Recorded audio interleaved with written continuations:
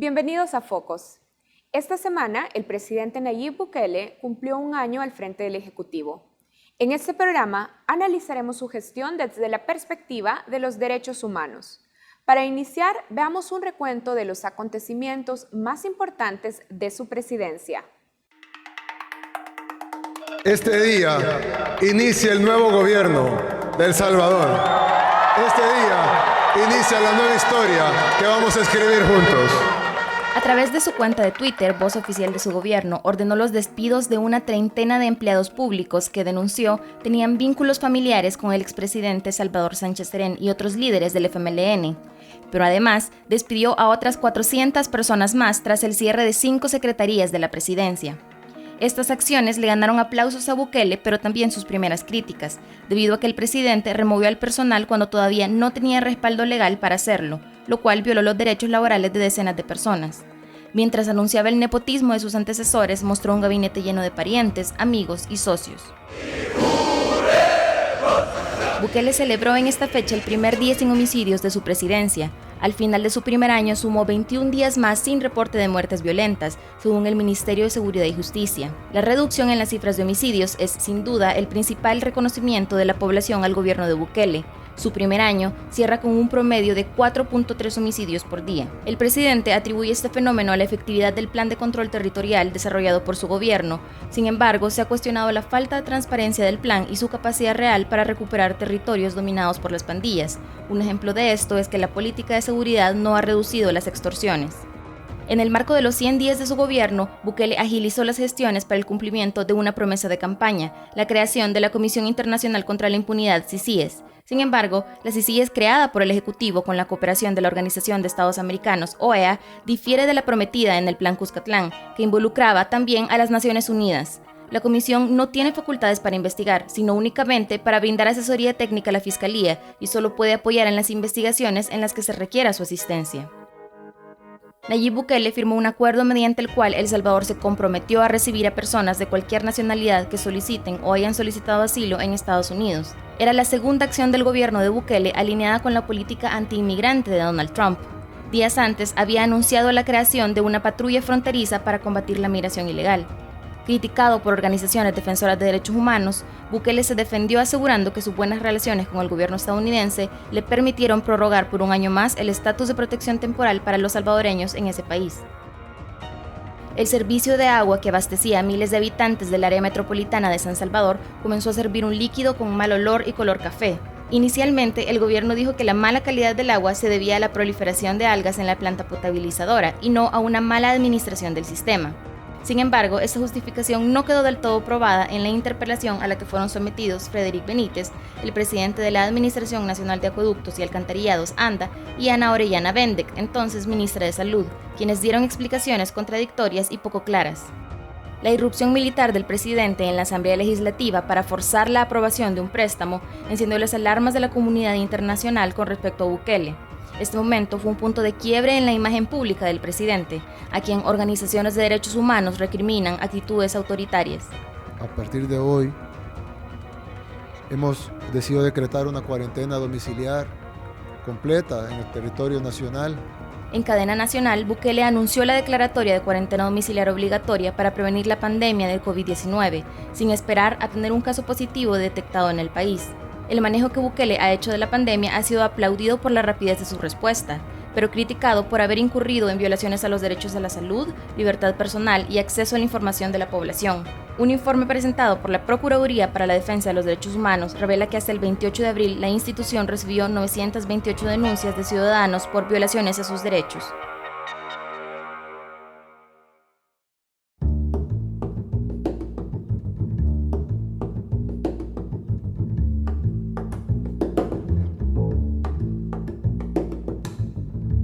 Bien, ahora seguimos con la entrevista de esta noche, con una de las entrevistas que vamos a desarrollar esta noche. La Comisión Interamericana de Derechos Humanos, la CIDH, es un órgano autónomo de la OEA que se encarga de la promoción y protección de derechos humanos en el continente americano. Tiene sede en Washington y desde esa ciudad, su presidente, el comisionado Joel Hernández, nos acompaña en la entrevista de hoy. Bienvenido a Focos. Muchas gracias a ustedes por la invitación. Estoy a sus órdenes. Comisionado, vamos a empezar esta entrevista hablando sobre el respeto a los derechos humanos en medio de esta pandemia. Usted ya se ha referido a un caso específico, el caso del ingeniero Carlos Enríquez, una persona de 67 años que falleció por coronavirus luego de que el gobierno lo sometió a internamiento forzoso y se le negó atención médica oportuna. Usted decía que este caso le preocupó porque se actuó con negligencia. ¿Cuáles son los errores o prácticas inadecuadas que identifica en este caso? Bueno, creo que en el caso que usted plantea es un caso que a mí me llamó mucho la atención, me preocupó, fue reportado por algunos medios.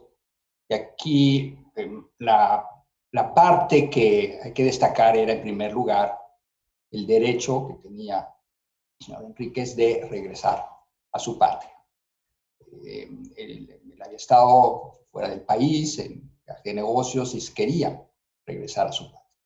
Ahora bien, entendemos perfectamente en la comisión que deben de adoptarse medidas de control sanitario para contener la pandemia.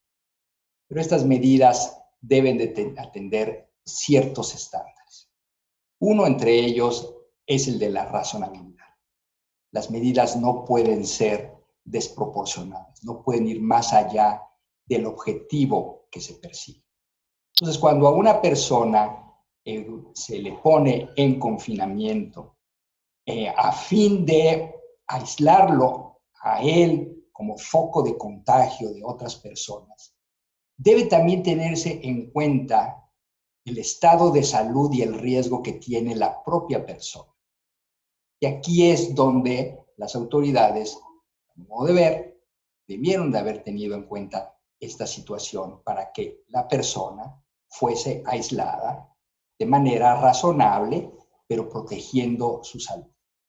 Y en cuanto hubo algún indicio de enfermedad, haberlo atendido de manera oportuna. En estos casos, las actuaciones negligentes son imputables a servidores públicos de primer nivel o la cadena de responsabilidades debe seguirse hasta los altos funcionarios. Bueno, creo que hay dos niveles de responsabilidad.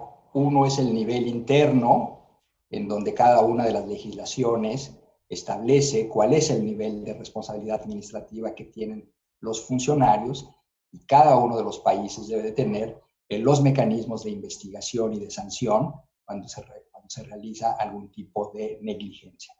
Un tema distinto es el de la responsabilidad internacional. Y ahí es cuando alguno de los casos que son agotados a nivel interno, pero donde no se reparan las violaciones de manera satisfactoria, pasan al Sistema Interamericano de Derechos Humanos, y ahí es el Estado en su conjunto el que resulta responsable internacional. Esos son los dos niveles de responsabilidad. Las personas que se sientan víctimas, las víctimas de violaciones a los derechos humanos en el contexto de esta pandemia, ¿pueden denunciar al Estado salvadoreño ante la CIDH? Sí, la respuesta es sí, pero hay una regla básica de funcionamiento del Sistema Interamericano de Derechos Humanos. Es el principio de complementariedad. La Comisión Interamericana solo actúa una vez que las personas han agotado los recursos internos que proporciona la legislación nacional. Y cuando estos han sido agotados y persisten violaciones a alguno de los derechos consagrados en la Convención Americana, entonces un caso es admisible frente a la Comisión para que siga su curso. Y eso hace muy importante tener sistemas de justicia nacionales fuertes para que sean los propios sistemas de justicia los que resuelvan las violaciones al interior. En un mundo ideal, estoy hablando hipotéticamente, la Comisión no debiera de tener casos porque todos quedaron debidamente resueltos al interior del país. Por lo tanto, es muy importante la fortaleza de esos sistemas nacionales de justicia. Y si tratamos de hacer una perspectiva comparativa, en otros países de América Latina ¿Han operado estos centros de contención gubernamental? Mire, cada uno de los países ha adoptado distintos modelos. Yo creo que no hay un modelo único, no puede haber un modelo único porque cada país tiene realidades distintas. Me parece que hay dos cosas fundamentales. Por un lado, recomendaciones que ha emitido la Organización Mundial de la Salud para contener la pandemia, que eso es lo que hoy está siendo la base de la actuación de los estados. Y por otro lado, hay medidas que deben de adoptar los estados conforme a ciertos parámetros. En el primer caso, las recomendaciones de la Organización Mundial de Salud. La primera ha sido el distanciamiento social.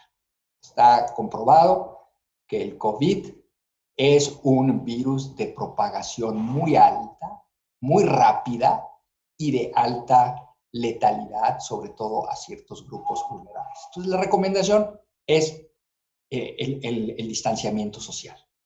Y algunos países han optado por el confinamiento voluntario en casa o el confinamiento obligatorio a partir de medidas legislativas o administrativas que han establecido. Pero por el otro lado, esas medidas deben de pasar un test, que es el test democrático. Y ese test significa que las medidas deben de ser necesarias, proporcionales, legales y sobre todo temporales. No puede haber una limitación de derechos absoluta. Tiene que estar delimitada por esos principios para que estas medidas preserven derechos, para que estas medidas, al mismo tiempo que se controla la pandemia, sea respetuosa de derechos humanos elementales. Comisionado, dice que las medidas de contención de la pandemia deben pasar por el test democrático y que lo ideal, nos estaba diciendo, es que el sistema de justicia de cada país sea fuerte para resolver, pero en medio de la pandemia y en nuestro caso, el presidente Bukele ha dicho que no va a obedecer medidas cautelares de la Sala de lo Constitucional. Con estos hechos, la CIDH observa un debilitamiento de la institucionalidad salvadoreña. Ya en una ocasión la comisión se ha expresado su preocupación alrededor del cumplimiento por el Ejecutivo de los fallos de la Corte Constitucional. Y el tema creo que puede abordarse de una manera muy clara. En todo Estado democrático existen pesos y contrapesos. Esa es la esencia de la democracia. Ningún poder público puede estar por encima de los otros poderes. Y aquí es muy importante para atender una pandemia que se lleve a cabo en el marco de este juego democrático. El Salvador ha avanzado mucho en su democracia, ha avanzado mucho después del conflicto interno y ha consolidado instituciones autónomas e independientes, como la Fiscalía, como el Poder Judicial, la Corte Suprema, en este caso, como una Procuraduría de Defensa de Derechos Humanos. Son cosas que tienen que ser preservadas en El Salvador, porque solamente a partir de esta independencia de poderes y estos controles constitucionales previstos en la Constitución de El Salvador son los que van a permitir que las medidas que se adopten sean respetuosas de derechos humanos. Yo estoy convencido que se puede llevar a cabo un control de la pandemia respetando al mismo tiempo los derechos humanos. A ver, me dijo que la CIDH ya ha expresado su preocupación. ¿De dónde viene esa preocupación?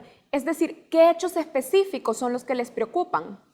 Bueno, pues pueden revisar nuestra cuenta de tweet. Hicimos un llamamiento a las autoridades de El Salvador a cumplir las medidas ordenadas por la Sala Constitucional en su decisión 148/2020. Esta es un tuit del 16 de abril y tuvo que ver con medidas, con un habeas corpus que había dictado la comisión. Ahí es donde la Comisión expresa esta preocupación y hace este llamamiento por el cumplimiento del fallo de la Corte Constitucional. Es decir, la preocupación de la CIDH es que el Ejecutivo no atienda las medidas cautelares de la Sala de lo Constitucional. De ahí viene su preocupación. Correcto, es un caso concreto en el que nos hemos pronunciado. El presidente Bukele rechaza los controles institucionales, estigmatiza a los defensores de los derechos humanos y reniega cuando se le señalan sus visos dictatoriales. ¿Usted identifica que El Salvador está en riesgo de caer en un régimen cada vez más autoritario? Mire, es un tema que yo le dejo a los salvadoreños opinar. A mí lo que me parece fundamental es que en El Salvador cada uno de los poderes públicos pueda realizar su función. La propia Constitución prevé los mecanismos para llevar a cabo estos controles constitucionales. Y también la propia Constitución de El Salvador, como la de cualquier otro país, tiene los mecanismos legislativos para poder llevar a cabo procesos de reforma de leyes. Y es al interior de ese juego democrático en donde puede convivir una sociedad con pleno disfrute de derechos humanos. Han sucedido cosas en El Salvador que nos ha preocupado a la Comisión. En febrero expresamos un tuit con preocupación en donde hubo una presencia de militares en el Congreso de la República para solicitar la autorización de un préstamo. Ahí son expresiones, hechos públicos que preocupan en cuanto a que muestran un irrespeto hacia las autoridades. Pero yo confío que poderes públicos independientes y que una sociedad civil organizada de El Salvador pondrá los límites a los excesos. Bueno, vamos a hacer una pausa y al regresar continuamos esta entrevista con el presidente de la Comisión Interamericana de Derechos Humanos.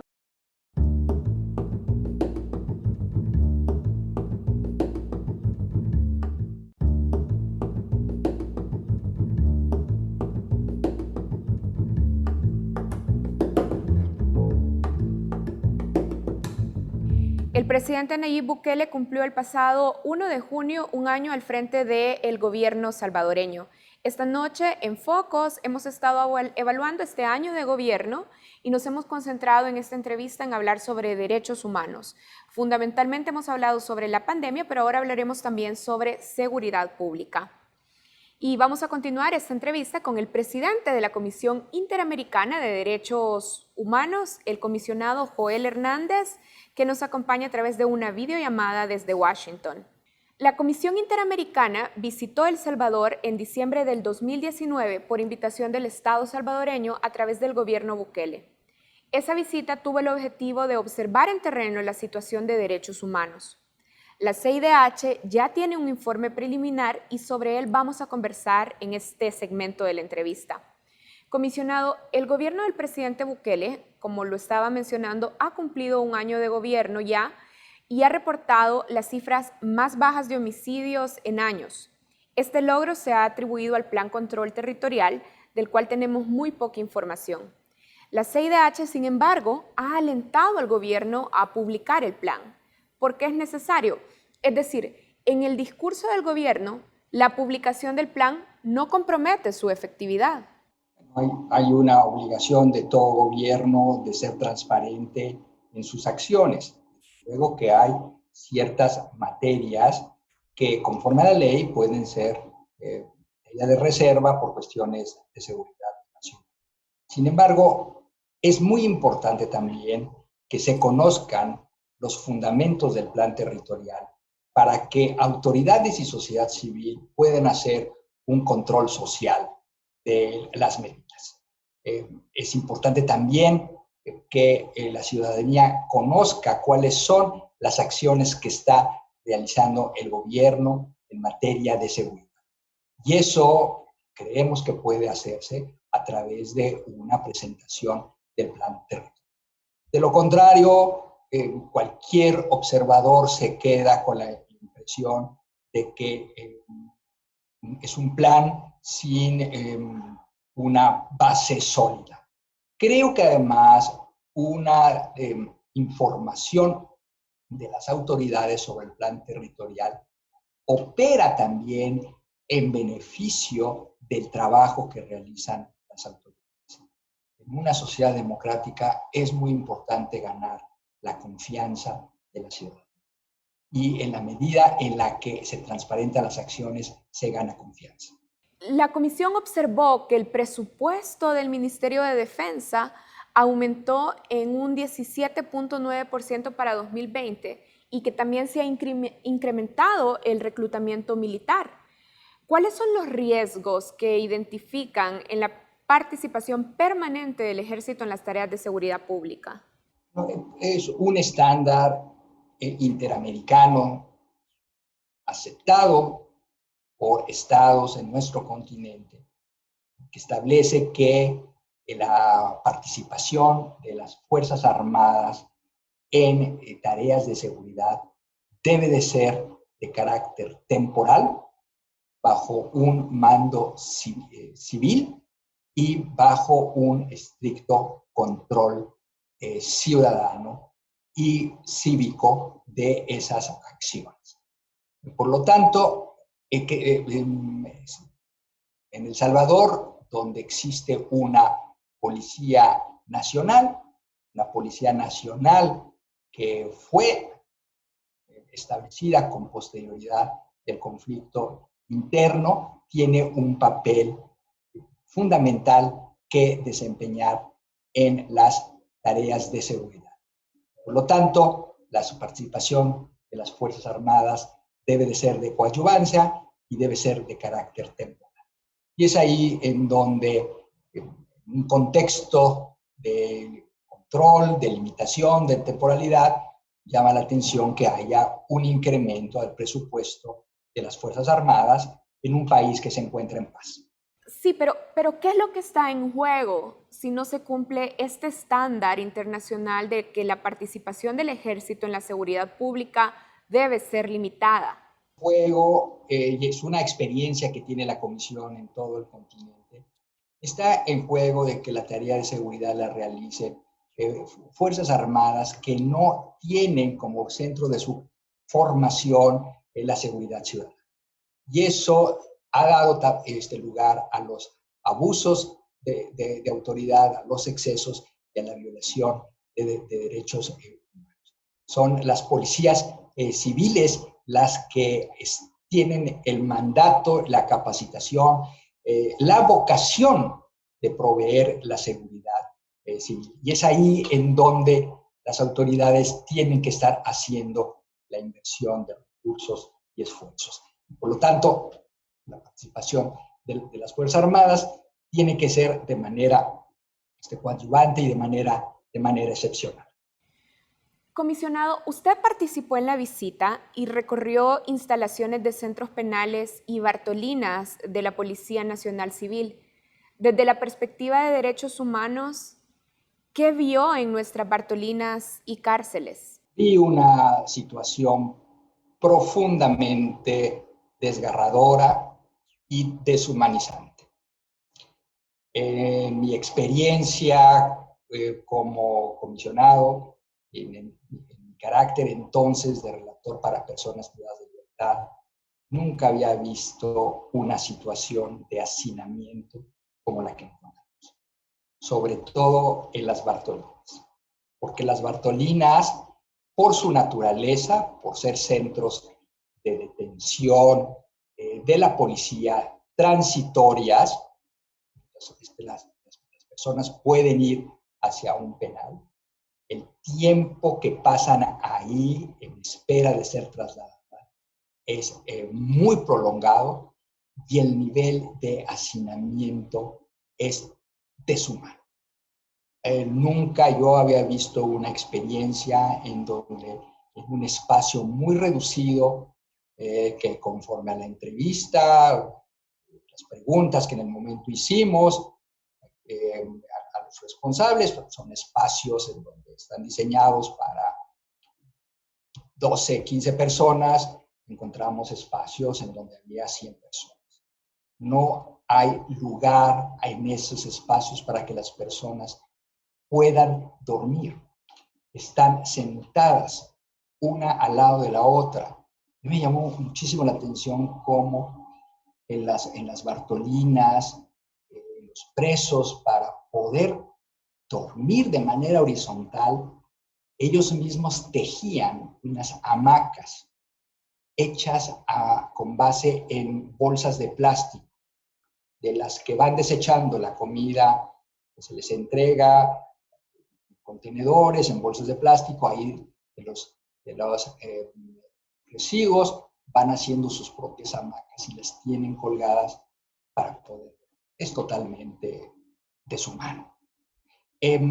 Cuando estuvimos también en las prisiones, lo que nos llamó poderosísimamente la atención es la aplicación de medidas de control que originalmente eran medidas extraordinarias y que básicamente se traducen en un aislamiento absoluto de las personas privadas de libertad del resto del mundo exterior, sobre todo de la familia, porque la familia del preso cumple una función social fundamental.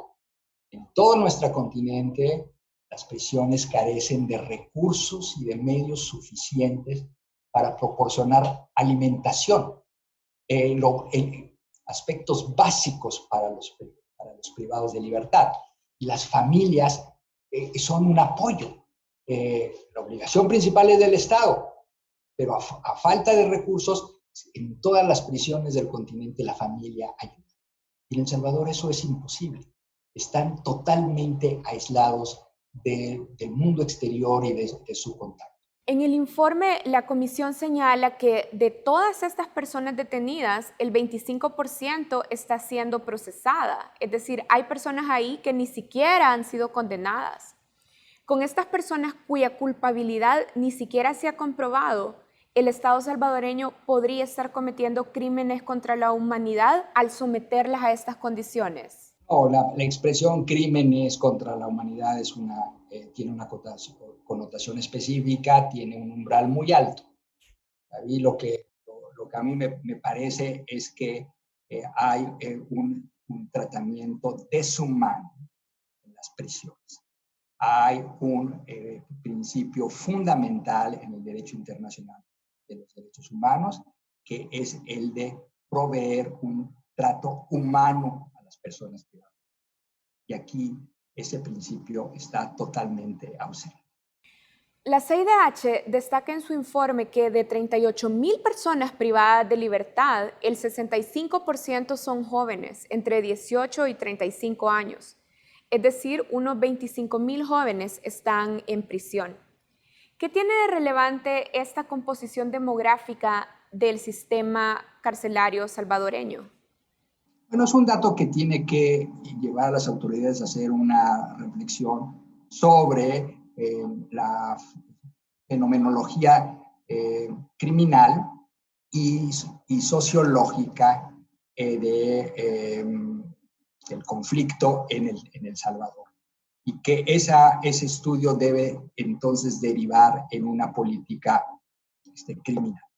La pregunta es, ¿cuál es la razón por la cual un alto porcentaje de la población carcelaria son jóvenes?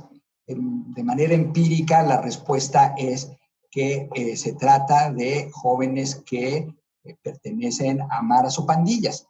Entonces, ahí la reflexión tiene que ir dirigida al trabajo que tiene que hacerse con las comunidades para atender a estos jóvenes, algunos que empiezan a muy temprana edad, que están en conflicto con la ley antes de llegar a la mayoría, y que debe por lo tanto trabajarse sobre las causas subyacentes de esa criminalidad para evitar precisamente que luego se cometan delitos y las cárceles estén sobrepobladas.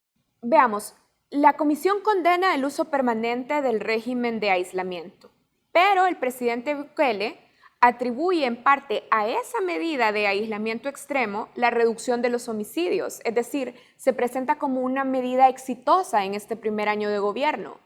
¿Qué espera la comisión del gobierno del presidente Bukele sobre este tema en particular? Yo creo que un dato positivo que hay que destacar es que se haya reducido la tasa de homicidios.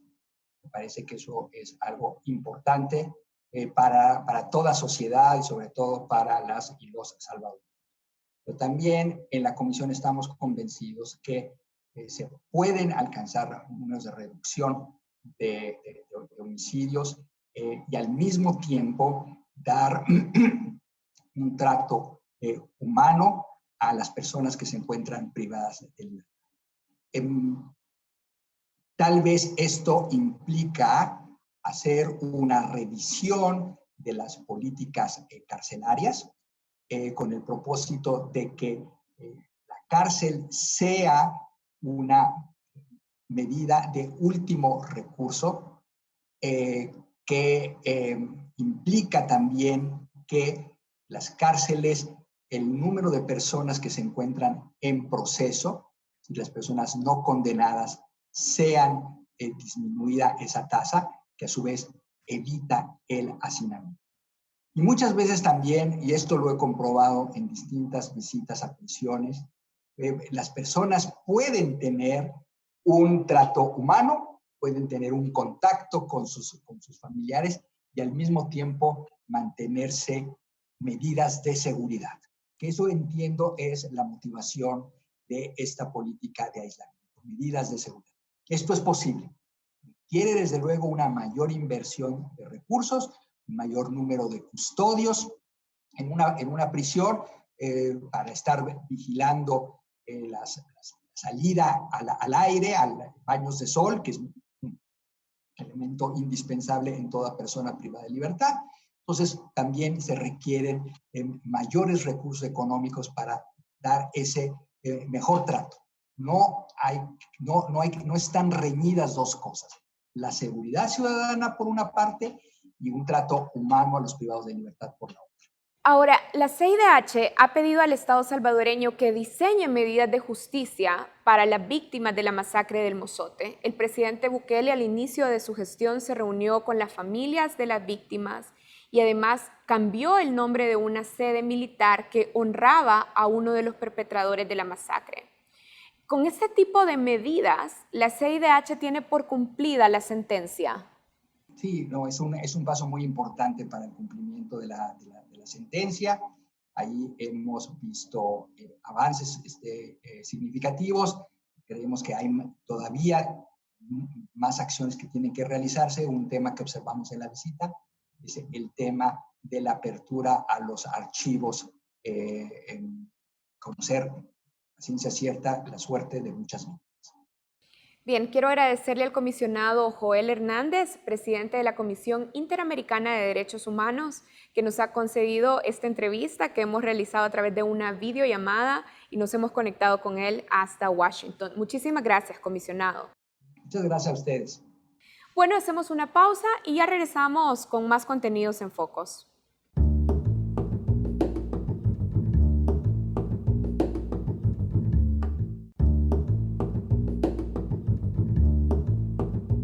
Continuamos analizando el primer año de gobierno del presidente Nayib Bukele. En esta segunda parte de nuestros prismas, analizaremos su gestión desde el ojo de la opinión pública y la comunicación gubernamental. El discurso mediático del mandatario rompe protocolos y genera titulares alrededor del mundo. Pero, ¿qué hay detrás de las palabras y los gestos simbólicos del presidente frente a las cámaras y en las redes sociales? Focos analizó 3 casos concretos en los que la realidad contradice el discurso presidencial. Veamos. La primera orden presidencial de Nayib Bukele fue retirar el nombre del teniente coronel Domingo Monterrosa del cuartel de la Tercera Brigada Militar de San Miguel. Monterrosa fue responsable de violaciones a derechos humanos durante el conflicto armado interno, incluyendo la masacre de El Mozote y lugares aledaños. Este acto se leyó como un símbolo de buena voluntad de su gobierno por romper con la impunidad del pasado y cumplir con las obligaciones del Estado con las víctimas de la guerra. Días después, Bukele invitó a las víctimas de la masacre del Mozote a Casa Presidencial. Ahí discutió con ellas la reorganización de los programas de reparación que habían quedado en el limbo después de que el nuevo gobierno eliminó las secretarías a su cargo. Cuando el 26 de febrero pasado Nayib Bukele anunció que vetaría la ley de reconciliación emitida por la Asamblea Legislativa, recriminó a los diputados el haber creado un instrumento que no cumplía con los principios de justicia, verdad y reparación.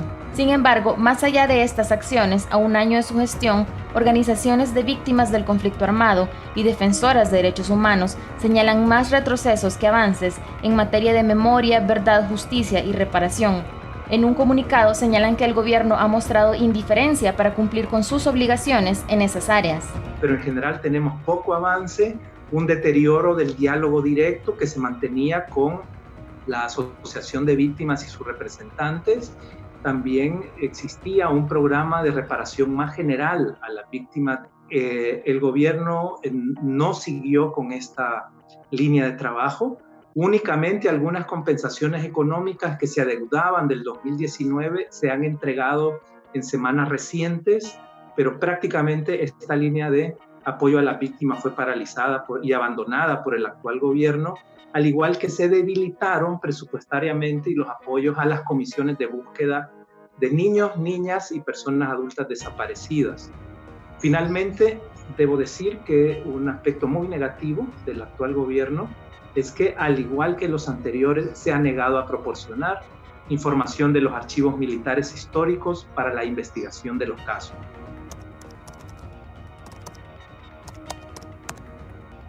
En el primer mes de su administración, el presidente anunció el lanzamiento de su política de seguridad, el Plan Control Territorial, cuyo foco principal es el combate a las pandillas. El presidente adjudica a esta política el marcado descenso de homicidios en el último año y comenzó a comunicar sus resultados desde el primer mes de su gobierno. El optimismo fue tal que Bukele aseguró en una reunión con su gabinete de seguridad que pronto la gente podría dejar de pagar extorsiones a pandilleros y que las maras estaban comenzando a ceder sus territorios. Ahora, para esto hay que hacer un llamado también a la población, a que dejen de pagar la renta y a que dejen de pagar la extorsión, sobre todo en las zonas en donde tenemos pleno control territorial. El Plan Control Territorial y la reducción de homicidios ha tenido gran cabida en el discurso del presidente y en la comunicación oficial a lo largo de este último año. Las cifras históricas en la reducción de homicidios son la prueba para el gobierno de que su plan de seguridad ha sido exitoso, al punto que el presidente Bukele aseguró que su primer año de gestión ha sido el más seguro de toda la historia del país. Pero no todos están convencidos de la exactitud de esa afirmación. Janet Aguilar, investigadora de temas de seguridad y violencia, señala: las cifras de homicidios no son suficientes para medir los niveles de seguridad del país. No podemos decir que vivimos en un país más seguro cuando la mayor parte del territorio sigue siendo controlado por las pandillas. Y aunque haya menos homicidios, la población que vive en estos barrios continúa estando amenazada por estas estructuras. Los niños, niñas, los jóvenes siguen siendo sometidos a reclutamiento forzoso, siguen siendo sometidos a abusos sexuales y diversos vejámenes por parte de estas estructuras. Si tomamos como base las actuales tasas de homicidio que se han oficializado, aun cuando se han reducido significativamente, El Salvador sigue manteniéndose en los 5 primeros lugares de los países con más homicidios a nivel mundial, ¿no? De igual manera, el país sigue manteniéndose en los primeros lugares con alta tasa de feminicidio a nivel global.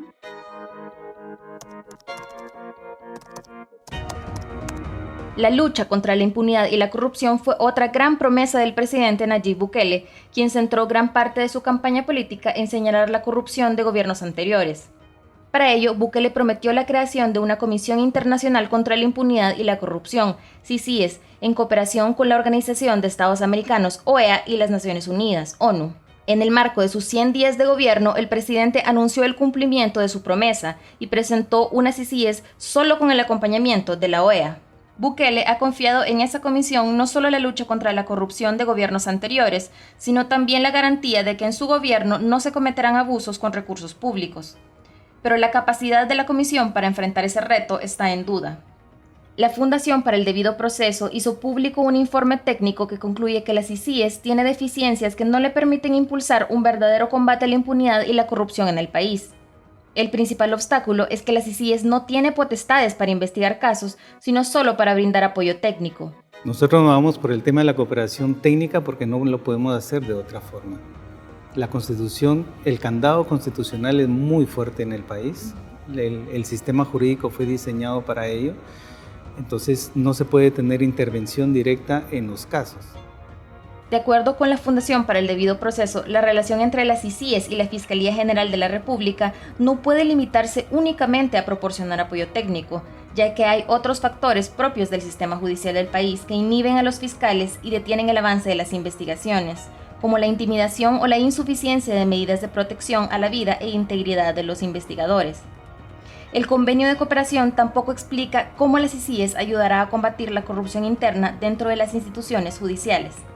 Otra de las debilidades que destaca la Fundación para el Debido Proceso es la inexistencia de una unidad especializada dentro de la Fiscalía para la investigación de la corrupción, por lo que la CICIES no puede iniciar investigaciones propias, sino solo apoyar en aquellas en las que les sea solicitado. Finalmente, la Fundación señala como debilidad el hecho de que ningún miembro de la CICIES, ni el comisionado Ronald Ochaeta, ni los investigadores puedan brindar declaraciones sobre las investigaciones.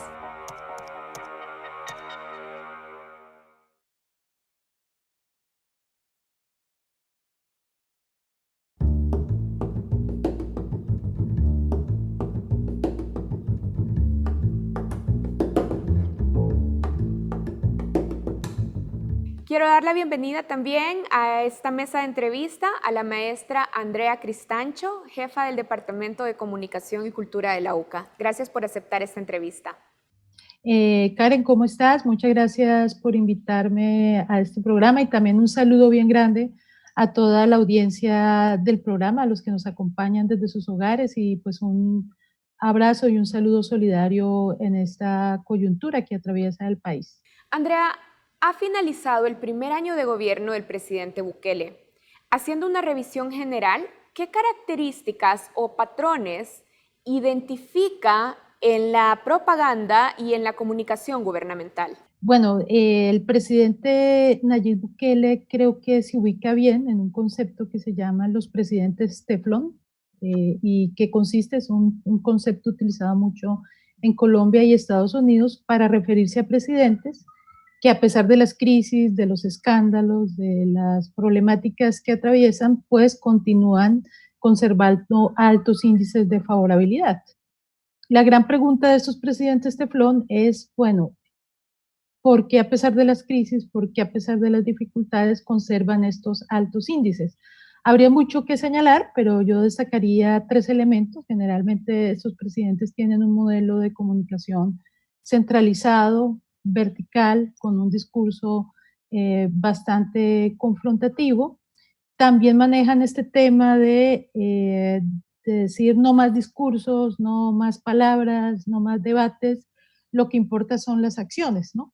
Entonces se concentra mucho su comunicación en temas de grandes eventos de obras públicas, por ejemplo, el tema de estar haciendo actos concretos específicos, de superar la delincuencia, cosas específicas en este sentido, porque ellos pues rechazan lo que ellos denominan la politiquería y la vieja práctica de la política, y ellos son los que actúan en vez de hablar. Eso es otro elemento importante.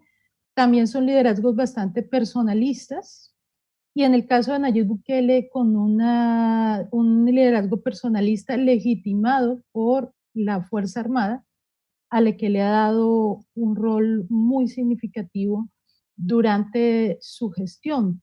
Entonces ahí hemos tenido estas características con este presidente, y la otra, y que también es muy importante, es que tienen una enorme habilidad para construir a ese enemigo, ¿no? a ese enemigo que es el responsable, básicamente, ¿cuál es la pregunta? O sea, ¿quién es el responsable de todo lo que sucede en el país? Entonces, los mismos de siempre, Arena y el FMLN, ¿no? Que son los responsables de todo lo que sucede en el mundo. Usted habla de discursos que construyen liderazgos personalistas.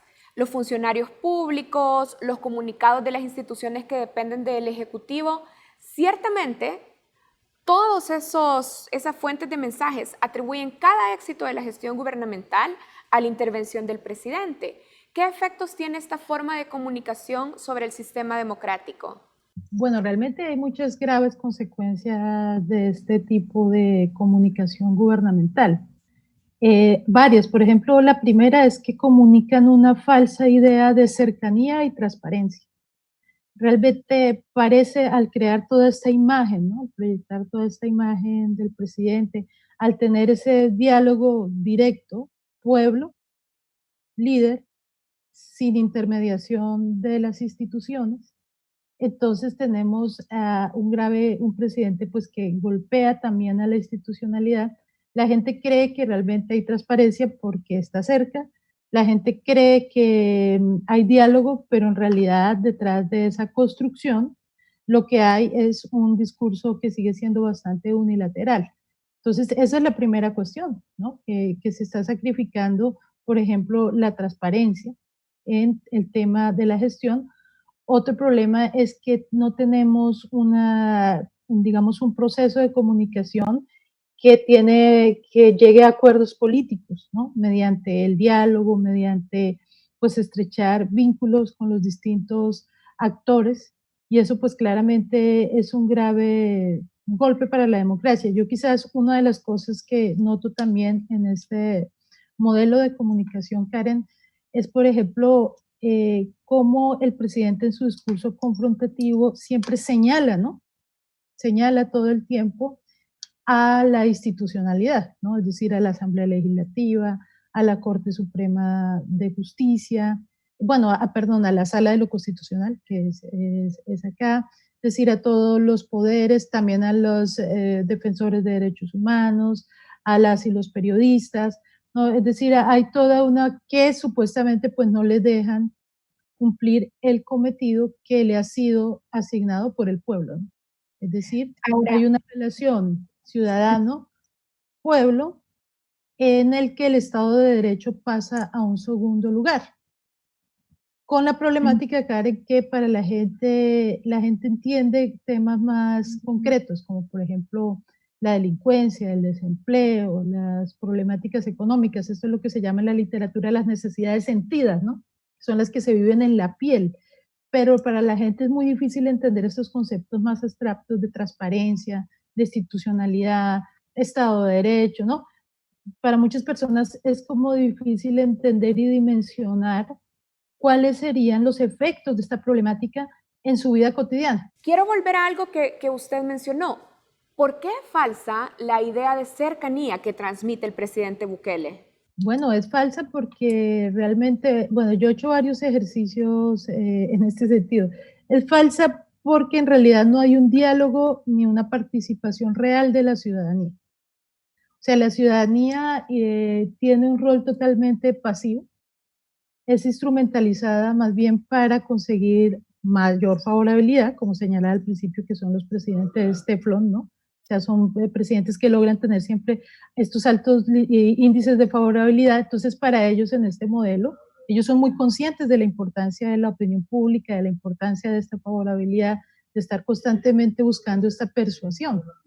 Pero en realidad, la opinión de la ciudadanía, la participación, la deliberación, la escucha, ¿no? Escuchar, ¿no? Las inquietudes ciudadanas realmente no es un tema central. Entonces, por eso es que no es una cercanía real, ni mucho menos una transparencia. Por ejemplo, también porque te digo que transmite una falsa idea de transparencia, porque no hay una rendición de cuentas real. Sobre, por ejemplo, todo el tema que se ha debatido sobre cómo se han pues asignado los recursos en el contexto de estas dos crisis, como las ha señalado el presidente, esta doble crisis que vive el país. Supuestamente sale en la cadena nacional a dar a rendir cuentas al pueblo, ¿no? ¿Sí? Pero no acepta los controles institucionales. Entonces la gente siente que es transparente, ¿no? Porque es su líder, que tiene una relación, como yo ya decía, líder-pueblo, ¿no? Que le rinde cuentas directamente al pueblo sin ninguna intermediación de la institucionalidad. Y en ese sentido realmente la transparencia se está sacrificando porque no es realmente es un escenario de transparencia. Yo creo que, y lo digo con bastante claridad, en este gobierno vivimos o asistimos a un retroceso en el ejercicio al derecho a la información, al derecho al acceso a la información pública. Es decir, todos creo que estos derechos, ¿no? Libertad de prensa, derecho a la información, libertad de expresión, estamos asistiendo a un retroceso. Pero hay gente que siente que por poder estar en una red social, expresar opiniones que yo he seguido claramente y he escrito incluso, que ni siquiera son contestadas, porque el modelo sigue siendo totalmente unilateral, vertical. Entonces, pero la gente siente que el presidente está ahí, que está cerca, que lo acompaña, que por ejemplo en esta coyuntura de las lluvias, entonces el presidente va bajo la lluvia a acompañarlo, porque más que un presidente es un padre, es un amigo que viene y me acompaña. Pero en medio de esto realmente no se está dando la información real que necesitaría la ciudadanía, que es su derecho como ciudadano y ciudadana. Otra de las características de la comunicación del presidente es el uso excesivo de las emociones. ¿Cómo el uso de estos mensajes emocionales cambia la forma en que los ciudadanos entienden conceptos como la democracia? Bueno, yo primero decirte, Karen, que la comunicación política siempre es emocional y racional al tiempo. Es decir, los seres humanos no pueden disociar, ¿no? Esas dos características, es decir, siempre va a haber una conexión en estos dos niveles, ¿no? En la comunicación política, y además siempre cualquier líder, no solo líder político, sino cualquier líder necesita conectarse también en el nivel emocional con sus seguidores, ¿no? Es decir, esta es una dimensión que es inevitable y que además no es necesariamente negativa. Yo creo que el problema es cuando estos elementos emocionales, esta conexión emocional, se instrumentaliza para conseguir todos estos réditos políticos y llevar al país a criterios o incluso, por ejemplo, a la polarización. Por ejemplo, este tipo de liderazgo, hablando de los costos para la democracia, también genera como que las sociedades se polaricen, ¿no? Entonces están un grupo los que sí quieren a Nayib y los que no quieren a Nayib, y a veces de ambos lados hay sectores que tienen unos debates que van más allá de lo racional. Por ejemplo, un tema muy claro que, para explicarte esto, mira, la religión no tiene nada de malo, ni la espiritualidad. Ese no es el punto. Lo malo es, bueno, que estamos en un estado laico para empezar, pero sobre todo es cuando se instrumentalizan los elementos religiosos para conseguir resultados políticos. Ahí es donde realmente está la dificultad.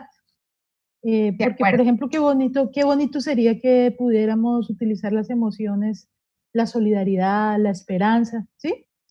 La empatía social que tanto necesitaríamos actualmente, pero no cuando las emociones se utilizan para la manipulación. Bien, vamos a hacer una pausa y ya regresamos en esta entrevista con Andrea Cristancho.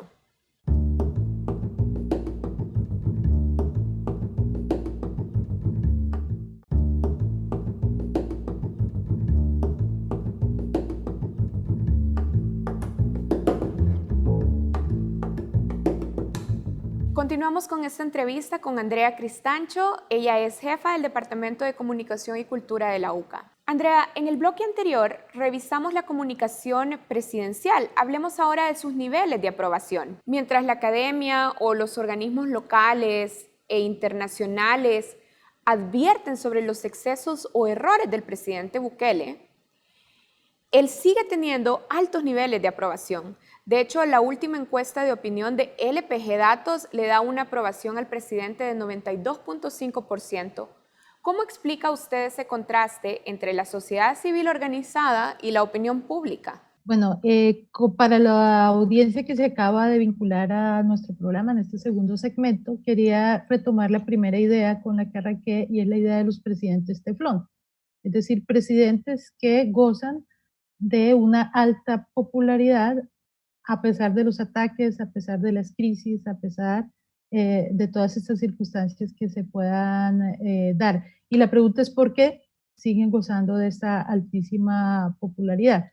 Bueno, hay un tema en el que quiero profundizar, Karen, y es cómo los que trabajan, cómo los organismos internacionales o la sociedad civil están comunicando a la ciudadanía estos temas, porque como ya señalaba, para la población movilizarse sobre temas como institucionalidad, transparencia, acceso a la información pública, incluso libertad de expresión, es un concepto difícil de asumir, ¿sí? Es decir, para la gente no es tan fácil dimensionar cuáles serían las implicaciones concretas pues de que se sacrificaran todos esos derechos. Mientras que para la gente sí es muy concreto que la delincuencia disminuya, que sus condiciones de empleo mejoren, que hayan obras públicas, ¿no? Que incluso pues, en la cadena nacional de anoche se volvió a insistir en las acciones, en la infraestructura de los hospitales, es decir, en las cosas un poco más visibles y que para la gente sí son concretas, que sí están en su piel, ¿no? Entonces creo que es necesario, Karen, que también las personas que trabajamos, porque me incluyo en estos otros sectores, tenemos que fortalecer nuestras capacidades comunicacionales para hacer sentir, por ejemplo, qué pasaría si no tuviéramos libertad de expresión, en términos más concretos. O por qué, Karen, estamos tan dispuestos a sacrificar, a ceder nuestros derechos, por ejemplo, por los logros en seguridad, ¿no? Que ese es otro tema que está fuerte y que por eso la gente está dispuesta a decir sí, que cierren la Asamblea Legislativa o que estos magistrados que afectan la salud a la gente, porque también hay otro manejo peligroso, que es el tema de los discursos. Por un lado, la dificultad de poder entender estos temas que pueden ser más abstractos para la ciudadanía, pero por otro lado también los discursos dicotómicos, ¿no? O es la salud o es la economía, o estás conmigo o estás contra mí, ¿no? Y pareciera, y esa simplificación y reduccionismo de la realidad, en el que pareciera que no hay zonas grises, pero hay muchas zonas grises. Y tenemos que tener la capacidad de entrar a la batalla comunicacional con nuestras mejores herramientas para que la ciudadanía pueda comprender lo que está en juego, ¿no? Al sacrificar y al ceder en esos derechos. Hablando de la academia o de las organizaciones, usted dice que fallan en comunicar estos conceptos abstractos, pero ¿cuál es el origen de esta dificultad? Es decir, la dificultad de no poder comunicarse con grupos más amplios de la población.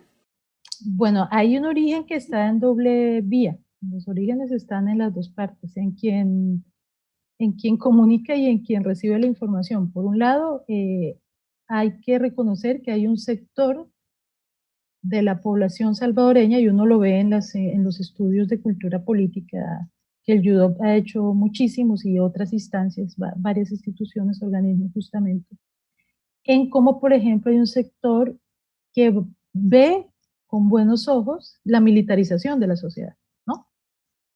En este sentido, y eso, ¿por qué te lo quiero decir? Es decir, no sé, en este gobierno ha sido una figura recurrente en términos simbólicos, el que el presidente legitima sus acciones con la Fuerza Armada. De hecho, anoche sucedió en la cadena nacional, si ustedes lo notaron, ¿no? Y también, por ejemplo, sucedió, bueno, el 9F, la celebración de la independencia, ¿no? Es decir, todo este rol representativo que en términos simbólicos, discursivos, se le ha dado a la Fuerza Armada y que es consistente con las características de un sector importante de la población salvadoreña que se siente cómodo y que también se siente cómodo porque la Fuerza Armada, no hay que olvidar la historia de El Salvador, tuvo un rol muy significativo en la sociedad y eso está, pues, forma parte de nuestra cultura política indiscutiblemente. Pero ahora en cuanto al emisor, ¿qué sucede?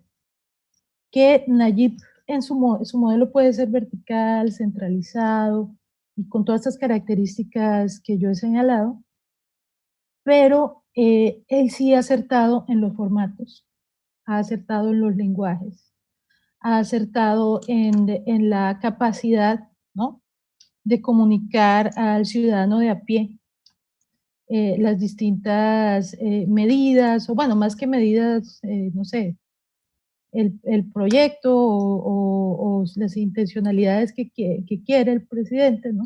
Bueno, el proyecto más bien no ha estado claro, pero su imagen pues ha sido como eficiente en entrar a este juego, en entender los nuevos lenguajes de la comunicación política. En cambio, creo que los sectores que estamos, digamos, en la oposición o que podemos, no necesariamente, o que tenemos posturas críticas, ¿no? Porque no quisiera ubicarme ni en esta polarización en la que está el país alrededor de este líder personalista. El que tenemos posiciones críticas frente a lo que está sucediendo, pues yo siento que queremos meter el dinosaurio en la red social, ¿sí? O sea, es decir, no hemos cambiado nuestros lenguajes, no hemos cambiado nuestras maneras de comunicar, de entrar con creatividad en ese sentido, ¿no? Y cuando yo digo esto, la gente dice, ah, es que usted quiere volver trivial los temas. No, no, no, no. Es que yo puedo ser muy profundo, pero en formatos nuevos. Pero claro, esto implicaría un cambio, ¿no? Una reflexión, un giro de timón radical en este aspecto. Veamos, hace unos minutos me dijo que el presidente Bukele sabe comunicarse con los ciudadanos en sus entornos concretos, en su día a día. ¿Qué otras alternativas son posibles desde la comunicación gubernamental? Y además, ¿qué debemos esperar de la comunicación gubernamental en un entorno de crisis como el que estamos enfrentando? Bueno, primero quisiera precisar que yo lo que considero es que el presidente Nayib Bukele tiene una buena estrategia publicitaria, ¿sí? Es decir, ha logrado construir una imagen muy bien hecha, que es consistente con la cultura política de un sector importante de la población. De hecho, creo que uno de los problemas también que estamos viviendo es que él no ha logrado, y ahí te contesto una de las primeras cosas que tienen que suceder, y es que hay que diferenciar la comunicación electoral de la gubernamental. Yo digo esto todo el tiempo, ¿por qué? Porque lo que sucede entonces es que todo el tiempo, al seguir haciéndolo como lo está haciendo este gobierno, trabajando como si fuera una comunicación electoral, en donde él le habla al voto duro, pareciera que le hablara todo el tiempo ese voto duro, que él quiere como su elector. Entonces, ¿qué pasa? Que se deja de lado otra serie de elementos que son centrales en la comunicación de un gobierno. O sea, tú ya lo acabas de hablar, por ejemplo, de tener realmente un plan de comunicación de crisis, un plan de comunicación del riesgo, que son dos diferentes y lo estamos haciendo, una planeación más estratégica de la comunicación gubernamental, un elemento en que se considere realmente que la comunicación también, por supuesto, tiene presente estos elementos de estrategia más asociado a lo publicitario, un poco más asociado incluso al marketing político, pero que sobre todo la comunicación del gobierno es una comunicación que implica un respeto a los derechos de la ciudadanía. La ciudadanía tiene el derecho a ser informado sobre los asuntos de interés público, es decir, no es un favor que le hace ningún gobierno a la ciudadanía, y empezar por tener esa conciencia, ¿no? Y saber que una mala comunicación en el gobierno podría poner en riesgo la vida de muchas personas sería un primer paso. En este sentido, yo considero que necesitamos fortalecer las capacidades estatales para la comunicación en los gobiernos, un primer elemento que tiene que ver con lo que un poco yo estaba trabajando. Creo que también hay que fortalecer a los actores que podrían ser contrapesos centrales en la actual coyuntura, ¿no? Estoy hablando, por ejemplo, en esos términos comunicacionales, en la sociedad civil, el mismo periodismo, pues necesitamos, que atraviesa una dura situación en este momento, en donde pues francamente ha sido estigmatizado.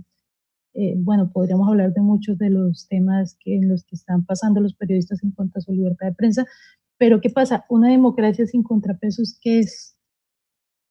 No sería interesante, no estaría bien. Entonces yo creo que, resumiendo, necesitamos que la comunicación vuelva a recuperar lo que es un derecho. Yo sé que tanto que lo vemos, que nos cuesta trabajo por la manera en cómo se vive la comunicación, perdemos de vista este elemento, pero no se nos olvide, la comunicación es un derecho de todos y todas. Bien, quiero agradecer esta entrevista que nos ha concedido a través de una videollamada a la maestra Andrea Cristancho, jefa del Departamento de Comunicación y Cultura de la UCA. Muchas gracias. Bueno, muchas gracias a ti, Karen, por invitarme y por darle importancia a esta arista tan importante para la democracia que es la comunicación. Hacemos una pausa, ya continuamos con más contenidos en Focos.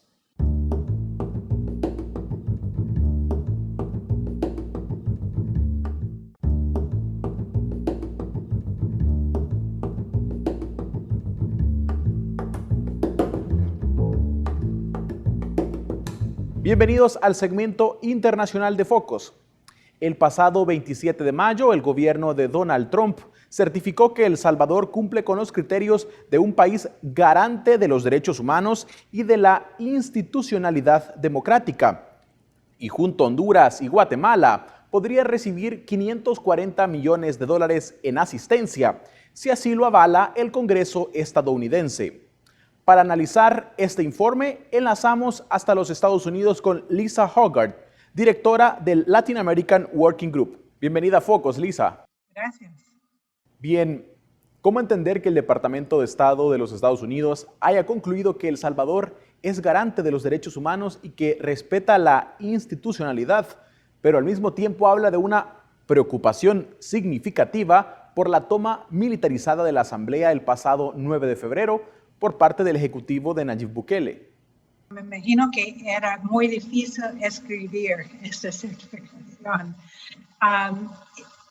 La verdad es que la administración Trump no tiene mucho interés en los derechos humanos, no tiene mucho interés en la lucha anticorrupción, porque en el mismo momento certificó no solamente El Salvador, sino también Guatemala y Honduras el mismo día.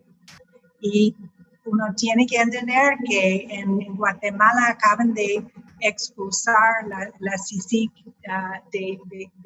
del país. En Honduras acaban de expulsar la MAXI de Honduras.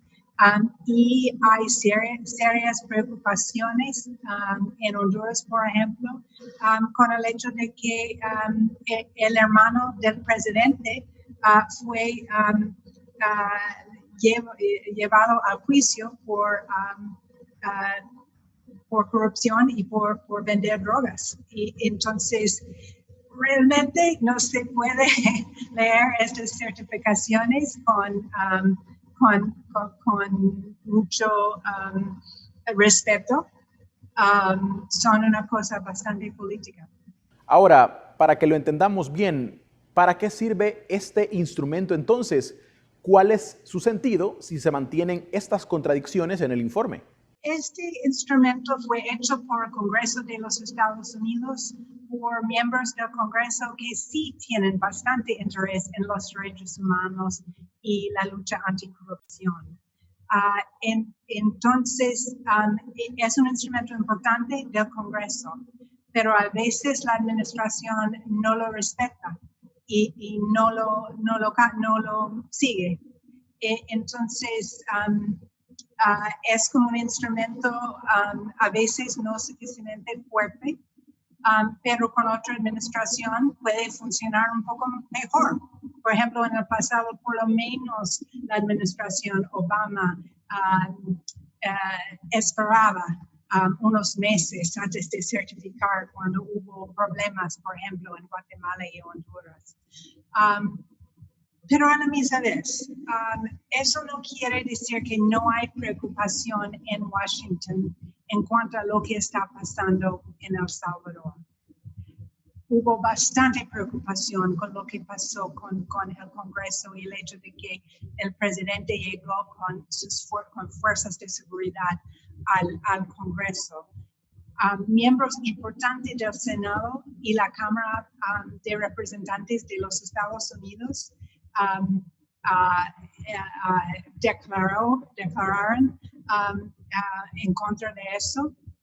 Hubo preocupación de altos miembros del Departamento del Estado también. Y esta preocupación va a seguir y va a crecer si estos tipos de pasos siguen. El documento del Departamento de Estado también se contradice en el área de libertad de prensa y expresión. El informe enviado al Congreso afirma que el país cumple este criterio, pero también señala que existe bloqueo a medios independientes, retiro de la pauta publicitaria a medios de comunicación críticos y además amenazas a periodistas a través de las redes sociales. ¿Cómo analizar esto? Esta certificación está escrito por miembros del Departamento del Estado, algunos que tienen preocupación sobre derechos humanos y saben muy bien lo que está pasando en el país. Entonces, ellos están informando desde la manera que pueden, pero los funcionarios más altos están diciendo, decir al final que todo está suficientemente bien. Entonces es un documento un poco complicado, ¿no? Pero es muy probable que no vamos a seguir aquí con una administración que solo tiene interés en temas de migración y en expulsar a los migrantes y los solicitantes de asilo. En noviembre puede haber un cambio en los Estados Unidos también. Es muy importante que los gobiernos de la región, incluso el gobierno de El Salvador, el presidente de El Salvador y los presidentes de Honduras y Guatemala entienden que quizás en este momento van a ser certificados, pero eso puede cambiar en el futuro. Además, el Senado tiene la posibilidad de congelar fondos cuando quiere, cuando tiene mucha preocupación. Entonces, eso todavía es una posibilidad. Ahora bien, esta certificación del gobierno de Trump a El Salvador, a Guatemala y Honduras para poder recibir estos 540 millones de dólares en asistencia, pueden entenderse como un premio por la firma de los acuerdos de terceros países seguros para el tema migratorio. Absolutamente sí, tiene razón. Es premiando esos acuerdos que realmente no pueden funcionar bien, ¿no? No son una locura. Y no es un refugio para las personas que realmente necesitan asilo. Pero eso es lo que la administración Trump tiene interés en eso y nada más. Ahora bien, ¿qué pasará cuando el Congreso analice estas certificaciones para avalar estos fondos? Muy importantes miembros del Senado, como senador Leahy y como representante Engel en la Cámara Baja, ya han dicho cosas sobre lo que hizo el gobierno de El Salvador y particularmente lo que pasó con el Congreso, pero también lo que está pasando en términos de la manera de reaccionar en frente de la pandemia y ciertos actos como un poco represivos, ¿no? Entonces hay bastante preocupación y el gobierno salvadoreño debe tomarlo en serio porque van a haber repercusiones, si no ahora, con la próxima administración y el próximo paquete de cooperación para El Salvador. Finalmente, tú mencionaste antes que el Congreso tiene la facultad de congelar fondos ante la falta de garantías de respeto a los derechos humanos. ¿Crees que esto podría ocurrir en este caso? Bueno, primero hay que entender que la mayoría de los fondos bloqueados son bloqueados no por el Congreso, sino por la administración Trump por razones de migración. Entonces, la gran mayoría de la cooperación bloqueado es bloqueado por la administración Trump. Aún así, aún con esa certificación. Y es por razones de no tiene interés en ayudar y está enojado por temas de inmigración. Pero el Senado tiene la posibilidad de congelar ciertos fondos de una manera muy específica, muy dirigido. No va a congelar fondos necesarios para razones humanitarias, por ejemplo.